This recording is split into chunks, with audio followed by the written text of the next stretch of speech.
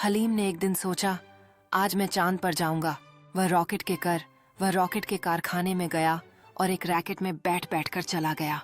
हलीम का दिल तेजी से धड़क रहा था क्योंकि रॉकेट के इंजन चालू हो गए। कारखाना में तकनीशियन और इंजीनियर अंतिम परीक्षण कर रहे थे।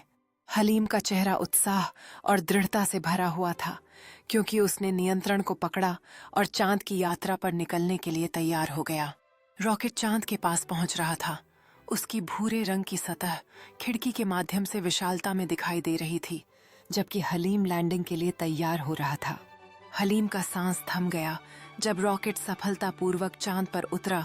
लैंडिंग गियर के चारों ओर धूल का बादल उठ रहा था। हलीम चांद के विशाल विस्तार की ओर देख रहा था, जबकि पृथ्वी पृष्ठभूमि में गहरे आकाश में एक नीले गोले की तरह दिखाई दे रही थी।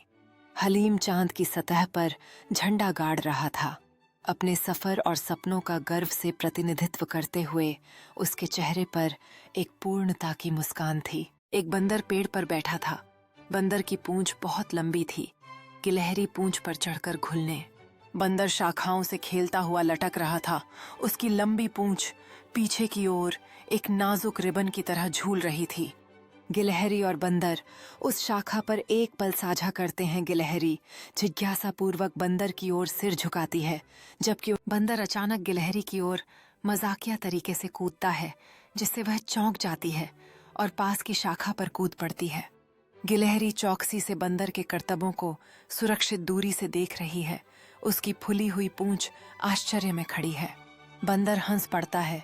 उसकी आंखों में शरारत की चमक होती है जब वह गिलहरी का मजाक उड़ाता है। गिलहरी अपनी आत्मविश्वास वापस पाकर बंदर की ओर अपनी जीभ निकालती है। उसके चेहरे पर चंचल मुस्कान फैल जाती है। बंदर खेलकूद के लिए इशारा करता है।